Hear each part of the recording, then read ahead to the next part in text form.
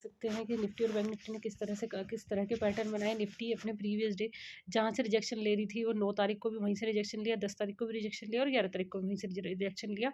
जो इसने पिछली एक्सपायरी पे करा था उसी के अंदर घूमती रही। पिछली एक्सपायरी जो इसकी थी 5 दिसंबर वाली, उसी के अंदर ये निफ्टी घूमती रही आज, ठीक है। और बैंक निफ्टी में देखेंगे तो बैंक निफ्टी में एक पैटर्न बना, वो पैटर्न इस तरह का बना कि ऊपर से ना सेलिंग आ रही है। देखो इस कैंडल में भी सेलिंग है, 53,880 86 की सेलिंग। फिर ये गया, ये इसने हाई बनाया 53,775 का हाई। ये गया इसने 53,624 का हाई। और जो ये गया 53,648। जो ये शो कर रहा है ना कि मार्केट में ना बहुत तेज गिरावट आने वाली है, ठीक है। अगर तुम इस गिरावट देखना है तो इसके पापा जी को देखो, HDFC बड़ा भाई को देखो, इसके बड़े भाई HDFC बैंक जब तुम देखोगे ना पे HDFC बैंक में वन डे का चार्ट देखो और उसमें देखो HDFC बैंक में देखो, यहाँ से भी सेलिंग आ रही है, यहाँ से भी सेलिंग। HDFC बैंक ने 1880 रुपये का हाई बनाया, फिर यहाँ पे इसने 1856 का हाई बनाया। तो HDFC बैंक को बहुत ऑब्जर्व करने की चीज़ है। अगर तुम्हें करना है, मैनिपुलेट करनी है मार्केट, तो HDFC बैंक से करेंगे, ठीक है। तो आज जो आज ट्रेड लिए, वो सारे ट्रेड इतने फॉर्मों में फायर्स में आप जाके देखोगे, इतने सारे ट्रेड, इतनी ओवर ट्रेडिंग। जब अकाउंट एक बार पॉजिटिव आ चुका है तो एक रूल्स था हमारा कि हमारा अकाउंट पॉजिटिव आने के बाद हम अकाउंट को टच नहीं करेंगे। जितना भी तुम मार्केट को क्यों दिखा रहे हो? मार्केट को ये क्रिएट करो, यू आर द एबल, तुम उस योग्य हो जो मार्केट पैसा देगी, उसे तुम बचा सकते हो। मार्केट को ये मत दिखाओ कि अरे अरे तुम्हें पैसा चाहिए। तुमने आज 52 ट्रेड्स किए हैं। 52 ट्रेड्स, कितने ज़्यादा ट्रेड्स होते हैं। और आज सारे ट्रेड लिखने हैं। 53,500 की कॉल ली, 9:26 पे ली 53,500 की कॉल। एक लॉट लिया क्या 677 में, जो कि तुम्हारे मार्केट भाव था ये पूरा का पूरा, ठीक है। तो यहाँ पे जब देखोगे ना इसका, जस्ट मिनट, ऑर्डर्स में जाओ। इतने सारे ऑर्डर्स लगाए हैं आज तुमने, टाइप्स, फिलिबिटी, इतने ऑर्डर्स भाई। चलो छोड़ो, यहीं पे देखो, ठीक है। ये मार्केट ही भाव है, इसमें जाके तुम्हें कैसे पता चलेगा मार्केट भाव पे था, किस भाव पे था। यहाँ पे डे है, ये है order price, order time, quantity, trade price, limit price है। स्टॉप लॉस ट्रिगर 0 था। ट्रेड क्वांटिटी, क्लोज क्वांटिटी, ये मैनेज, ये मार्केट डेप्थ के बाद हिस्ट्री ये थी। तुमने OMS ऑकवर्ड पेंडिंग एग्जीक्यूशन 26 पे डाला, 26-25 पे ये मार्केट भाव में ऑर्डर उठाया, ठीक है। टाइप्स मार्केट यहाँ पे देख रहा है ये वाला कि इंट्राडे है, बाय है, टाइप मार्केट, ठीक है। ये मार्केट भाव पे ऑर्डर उठा तुम्हारा, ठीक है। 26 के बाद फिर 26 पे ये वाले मार्केट भाव पे ऑर्डर उठाया, ये भी मार्केट भाव पे ऑर्डर उठाया आपने, ठीक है। फिर तुम यहाँ पे देखोगे तो ये भी आपका मार्केट भाव में ऑर्डर उठाया, सेम क्वांटिटी। तुम देख रहे हो 3 ऑर्डर मारे तुमने, 15, 45, 30। तुम पता है तुम्हें कर क्या रहे, तुम कॉन्शियस होते हो। ये 25 वाला भी ऑर्डर लगाया कि 24,600 की कॉल थी, 79 में बाइंग थी, 109 रुपये में बाइंग थी, 93 का स्टॉप लॉस था, 500 रुपये लेके भाई साहब बाहर, ठीक है। अब तो फिर तुम यहाँ पे देखोगे, यहाँ पे 15 क्वांटिटी और ऐड करिए, 6688। तुम यहाँ पे प्राइस का डिफरेंस देख रहे हो। तुम थोड़ा सा ऑब्जर्व कर रहे हो। प्राइस उसी भाव में घूमे जा रहा है, और तुम इतना ज़्यादा डेस्परेट हो जा रहे हो।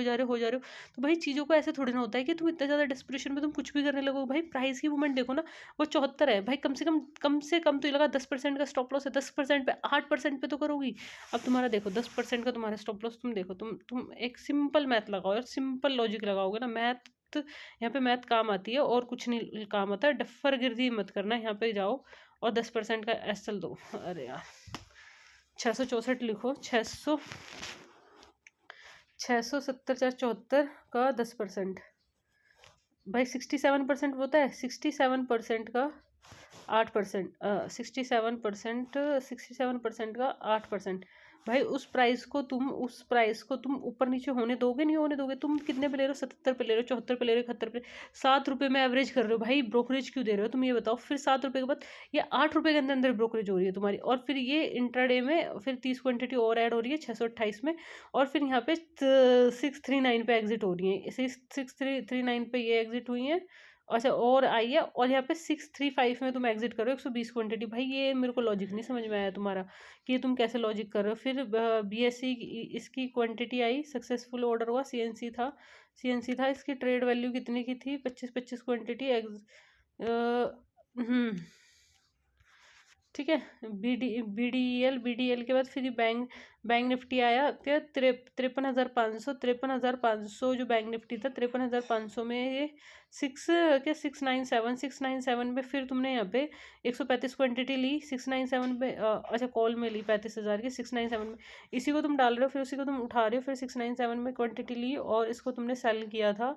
यहाँ पे लॉस कवर हो गया था 47 के आसपास का लॉस कवर हो गया था। फिर जब तुमने 8 घंटे के बाद वो तुम्हें उस प्राइस में मिला 700 के आसपास, फिर तुमने उसमें एंट्री ली 700 के आसपास, और यहाँ पे तुम्हारे लॉस होने स्टार्ट हुए।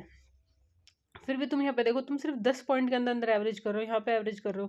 फिर तुमने 1 बजे के आसपास इसको 56 के आसपास निकाल क्या, और एक और एवरेज करी तो 39 में करी, और फिर 39 के बाद ऐसे क्या हुआ जो तुम यहाँ पे एग्जिट करके चले गए 150 क्वांटिटी, यहाँ पे तुम्हारा दोबारा से लॉस हुआ। फिर वो लॉसेस तो बहुत ज़्यादा रहे आज की, और इतनी ओवर ट्रेडिंग भाई कौन करता है इतनी ओवर ट्रेडिंग।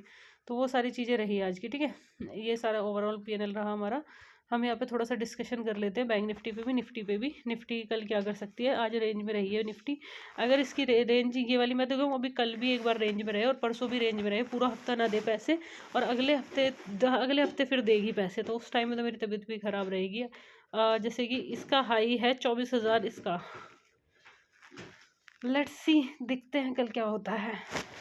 मार्केट 24,700 के ऊपर जा पाती है, 24,500 के नीचे, 24,700 के ऊपर। यह बैंक निफ्टी किसके ऊपर जाती है।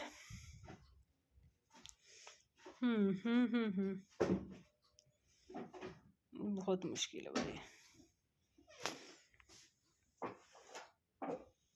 53,500 का प्रीमियम है, 53,500 की पुट है। हाँ यही वाली पुट थी ना 584 की, ये इसके आसपास आई थी। ये दोबारा आई तो दोबारा एक बाइंग का सिनेरियो बना। Oh my God, thank you so much for watching.